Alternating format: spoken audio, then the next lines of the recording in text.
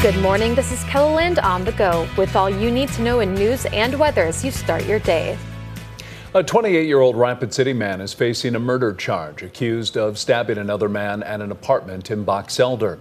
According to online records, police arrested Joseph Porthunder Jr. early Monday morning. On Sunday afternoon, authorities believe he stabbed and killed 21-year-old William Medicine Eagle of Rapid City. Porthunder also faces an aggravated assault domestic charge. A Nebraska man accused of kidnapping a 13-year-old Meade County girl is now charged in federal court. A federal grand jury has indicted Sean Payne on a handful of charges, including kidnapping, exploitation, and enticement of a minor. Authorities say he met the victim on the internet, drove to Meade County to pick her up, and then took her to Wyoming.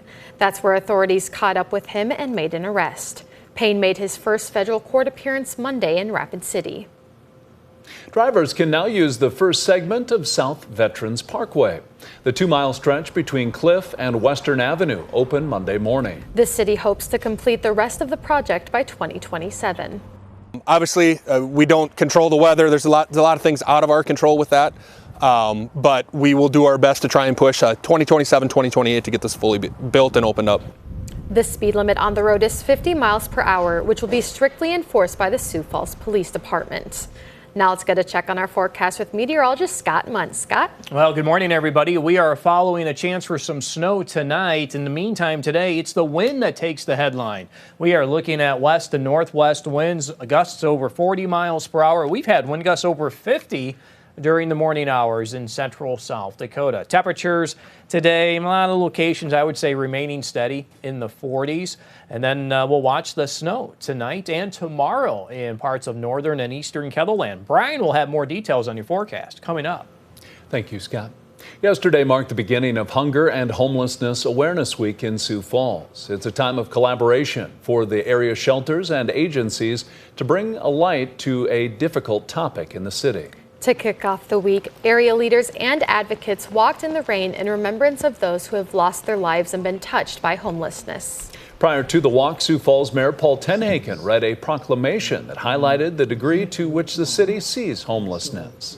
Hundreds of individuals in Sioux Falls have been identified as homeless, including more than 1,556 unduplicated individuals, including 40 children who have utilized this place right here, the Bishop Dudley Hospitality House, so far this year.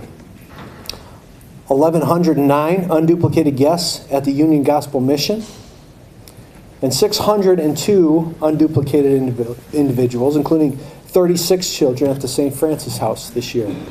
There's a number of events happening this week to raise awareness for hunger and homelessness, including the annual Walk a Mile in Their Shoes event on Saturday.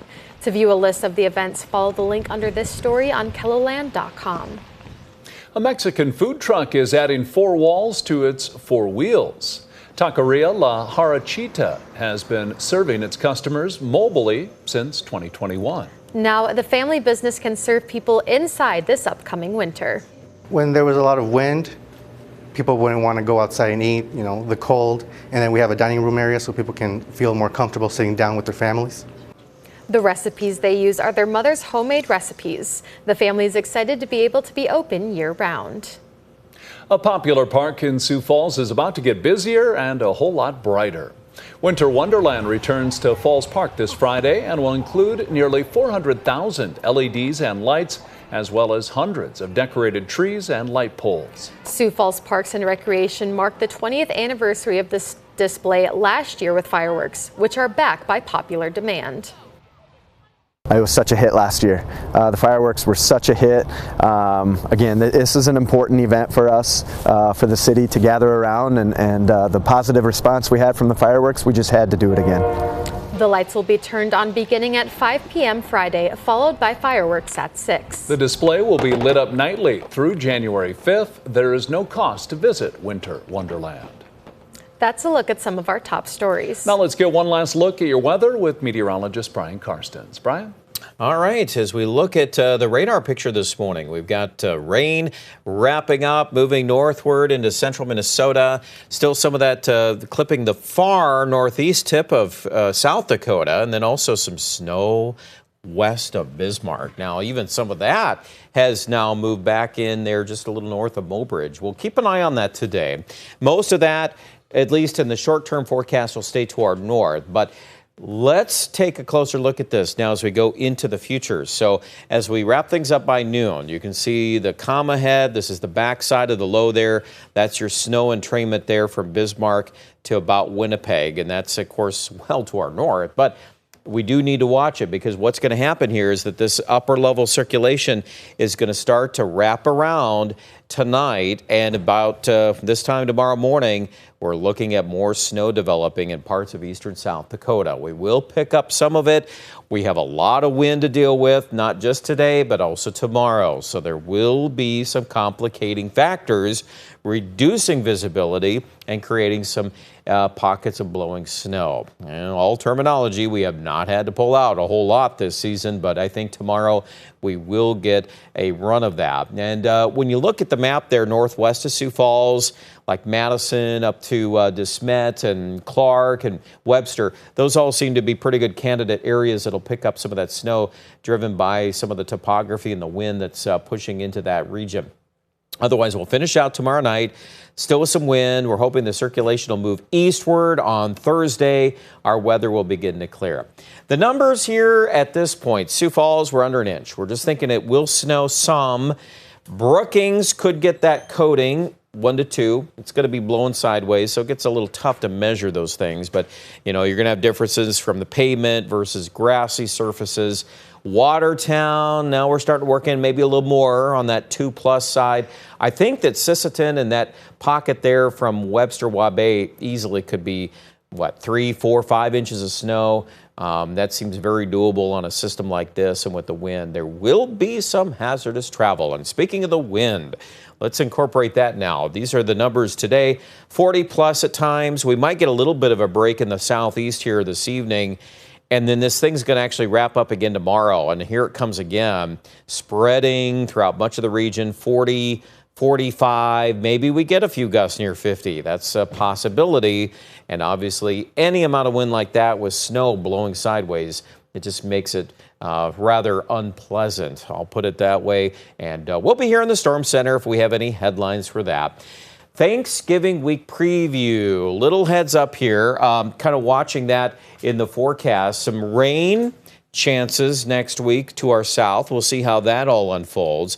The one thing to keep in mind as we get toward Thanksgiving, maybe we run this a little after Thanksgiving, is a big batch of cold air to our north. It's lurking up here. It's trying to break loose a little bit. I know many of you are wanting to know more about that. It's a little early to get all the specifics, but it's definitely the coldest air of the season. And it is actually to our north sub-zero weather. So if that ends up coming south, ultimately, it probably will end up triggering some more active weather throughout parts of the Central Plains. We don't know yet exactly how that unfolds for storm tracks and those types of talking points yet. But anytime you start jarring loose some cold and then you set up a temperature contrast, that's usually what it takes to do that. So more on that later this weekend. We got plenty of time to watch all of that. Don't get worried about it yet, but it looks like we'll just have to kind of keep our eyes on the weather as we get down there toward the end of the month. Temperatures today, a lot of 40s. It looks like near 50 today in winter. There is a fire danger today in that south central with the wind. The numbers on the 7-day are slowly climbing into the low 40s by the weekend, but this is certainly a change. Not used to that. 30s for highs, lows in the 20s. Aberdeen also a lot of 30s for highs. Tomorrow's snow chance is at least 40%. I would say there's a pretty good chance that we'll pick up at least some minor accumulations there in Aberdeen. Pierre also could get touched by some of the snow chances tomorrow, but more importantly too, I think by the weekend we'll get a nice little rebound. We might even be adding some momentum to those temperatures. I could see southwest South Dakota getting to the 60s this weekend. All right, that's interesting to watch. Check out more details. They're online at KELOLAND.com.